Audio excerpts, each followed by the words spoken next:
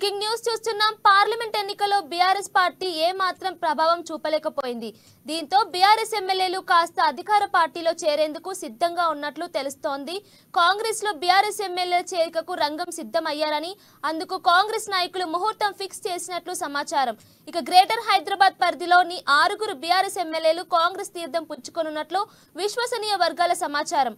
వచ్చే వారం కాంగ్రెస్ లో చేరేలా చర్చలు జరుగుతున్నట్టు తెలుస్తోంది. ఇక బీఆర్ఎస్ ఎల్పీని కాంగ్రెస్ లో విలీనం చేయడమే లక్ష్యంగా సీఎం రేవంత్ రెడ్డి వ్యూహాలు రచిస్తున్నట్లు సమాచారం.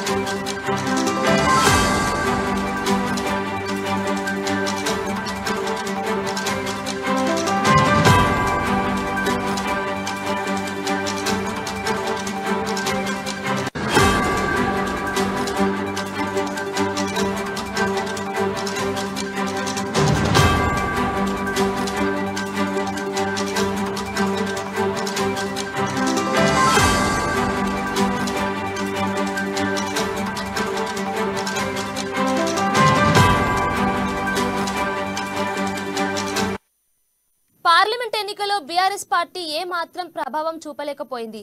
దీంతో బీఆర్ఎస్ ఎమ్మెల్యేలు కాస్త అధికార పార్టీలో చేరేందుకు సిద్ధంగా ఉన్నట్లు తెలుస్తోంది. కాంగ్రెస్ లో బీఆర్ఎస్ ఎమ్మెల్యేల చేరికకు రంగం సిద్ధమయ్యారని, అందుకు కాంగ్రెస్ నాయకులు ముహూర్తం ఫిక్స్ చేసినట్లు సమాచారం.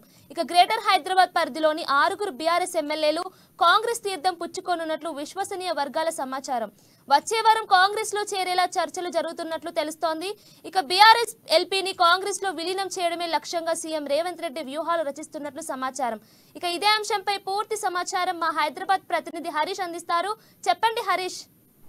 రైట్, థ్యాంక్ యూ కీర్తన. కాంగ్రెస్ పార్టీలో ఆపరేషన్ ఆకర్ష్ మరోసారి మొదలైంది. ఎన్నికల ముందుకు సంబంధించి కాంగ్రెస్ పార్టీలోకి పెద్ద ఎత్తున చేరికలు జరిగాయి. బీఆర్ఎస్ పార్టీకి సంబంధించి ముఖ్య నేతలు కావచ్చు, సిట్టింగ్ ఎంపీలు, ఎమ్మెల్యేలంతా కూడా వాళ్ళు బీఆర్ఎస్ పార్టీని వీడి కాంగ్రెస్ పార్టీలోకి వచ్చిన నేపథ్యం కనిపించింది. దాంట్లో కొంతమంది పార్లమెంటు కూడా ఎన్నిక అయిన నేపథ్యం ఉన్నది. ఇక ప్రధానంగా హైదరాబాద్కి సంబంధించి కూడా గతంలో పనిచేసిన మేయర్ కావచ్చు, ప్రస్తుతం కొనసాగుతున్న మేయర్తో పాటు కౌన్సిలర్లు, కార్పొరేటర్లు అంతా కూడా బీఆర్ఎస్ పార్టీని వీడారు, కాంగ్రెస్ పార్టీలోకి వచ్చిన నేపథ్యం కనిపించింది. ఇక మొన్న ముగిసిన పార్లమెంట్ ఎన్నికల సంబంధించి ఇక కాంగ్రెస్ పార్టీ 8 స్థానాలు, బీజేపీ 8 స్థానాలు, ఇక ఎంఐఎంకి సంబంధించి కూడా 1 స్థానం గెలుచుకుంది. ఇక పూర్తిగా బీఆర్ఎస్ పార్టీకి సంబంధించి కూడా 1 సీటు కూడా గెలవలేని పరిస్థితి ఏర్పడ్డది. ఇప్పుడు అక్కడ పార్టీ నేతలంతా కూడా వాళ్ళ భవిష్యత్తుకు సంబంధించి కూడా ప్రశ్నార్థకంగా మారిన నేపథ్యం కనిపిస్తుంది. ఎందుకంటే గత అసెంబ్లీ ఎన్నికలకు సంబంధించి కూడా ప్రభావం చూపలేకపోయింది, లోక్సభ ఎన్నికల్లో కూడా బీఆర్ఎస్ పార్టీ ప్రభావం చూపలేకపోయింది. ఇక మరోసారి బీఆర్ఎస్ పార్టీకి సంబంధించిన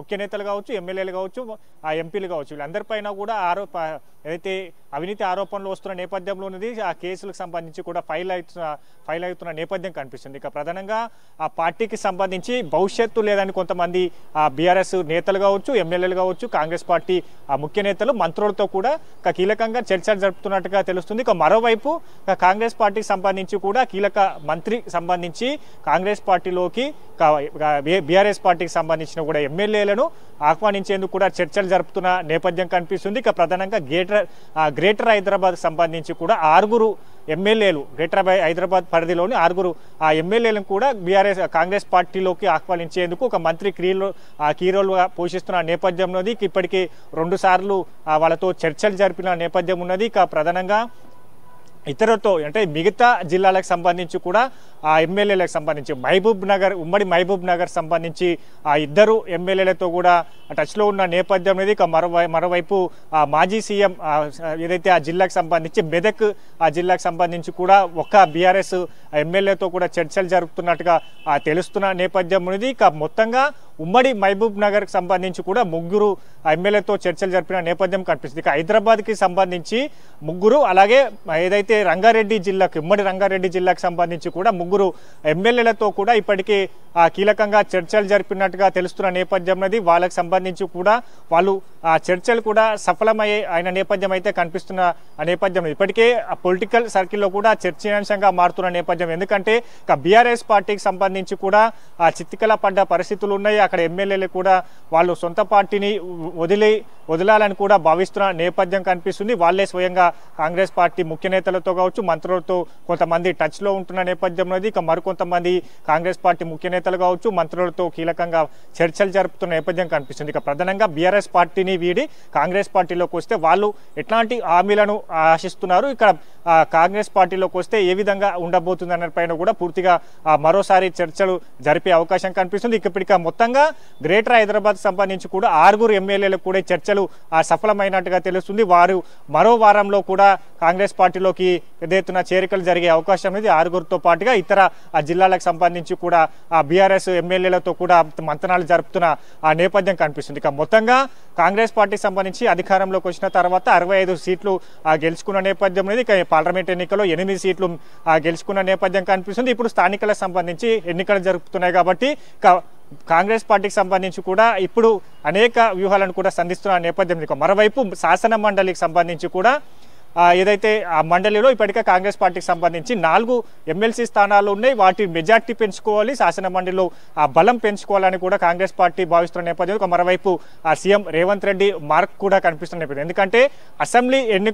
అసెంబ్లీ సమావేశాలకు ముందే బీఆర్ఎస్ పార్టీని గట్టిగా దెబ్బ కొట్టే ప్రయత్నం అయితే కాంగ్రెస్ పార్టీ చేస్తున్న నేపథ్యం. ఎందుకంటే అసెంబ్లీ సమావేశాలకు సంబంధించి కూడా పలు కీలక బిల్లులు కాంగ్రెస్ ప్రభుత్వం అక్కడ పెట్టబోతున్న నేపథ్యం ఉంది. ఇక అసెంబ్లీలో మెజార్టీగా ఉన్న కాంగ్రెస్ స్థానాలకు సంబంధించి కూడా బిల్లుకు ఎట్లాంటి ఆటంకం ఏర్పడదు. ఇక శాసన మండలికి సంబంధించి కూడా మెజార్టీ ఎమ్మెల్సీ స్థానాలకు సంబంధించి కూడా బీఆర్ఎస్ కలిగి ఉన్నది కాబట్టి అక్కడ ఆ బిల్లుకు సంబంధించి కూడా ఆటంకం ఏర్పడే అవకాశాలు ఉన్నాయి. కాబట్టి వాటన్నిటినీ పరిగణలోకి తీసుకొని ఇప్పుడు ఆపరేషన్ ఆకర్షణ మొదలెట్టారు. ఇక బీఆర్ఎస్ ఎల్పీని సైతం కాంగ్రెస్ పార్టీలో విలీనం చేసే దిశగా కూడా పావులు కలుపుతున్నట్టుగా తెలుస్తున్న నేపథ్యం. ఇక ఎమ్మెల్సీలకు సంబంధించి కూడా కొంతమంది ఎమ్మెల్సీలతో ఇప్పటికే కాంగ్రెస్ పార్టీ ముఖ్య నేతలు కావచ్చు, మంత్రులతో కూడా టచ్లో ఉంటున్న నేపథ్యం. ఎమ్మెల్సీలకు సంబంధించి కూడా చర్చలు జరుగుతున్నాయి. ఇక ప్రధానంగా మూకుమ్మడిగా ఎమ్మెల్సీలకు సంబంధించి విలీనం చేస్తారా, ఇంకా మెజార్టీ ఎమ్మెల్సీలను కూడా కాంగ్రెస్ పార్టీలోకి రాబట్టే ప్రయత్నం చేస్తుంది. కాబట్టి ఇక పూర్తిగా అసెంబ్లీ సమావేశాలకు ముందే ఈ చేరికలను పూర్తిగా చేపట్టాలని కూడా కాంగ్రెస్ పార్టీ భావిస్తున్న నేపథ్యంలో